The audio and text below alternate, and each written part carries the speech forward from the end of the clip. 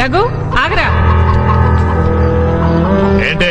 రేపు 11 గంటలకు సుజాత వాళ్ళ ఇంటికి మనం తాంబూలాలు పుచ్చుకోవడానికి వెళ్తున్నాం. నేను రాను. ఏ ఎందుకని? దానికి చాలా అందగత్తని టెక్కు.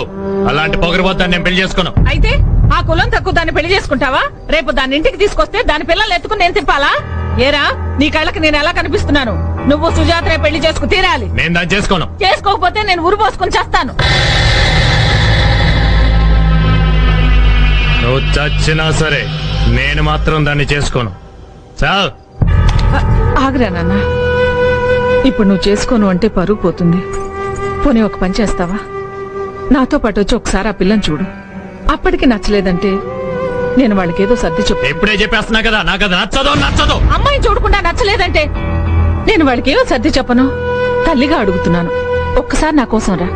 తర్వాత సంగతి నేను చూసుకుంటాను, సరేనా? అక్కడ నాకు నచ్చకపోతే బలవంతం చేయకూడదు. సరే, బలవంతం చేయి.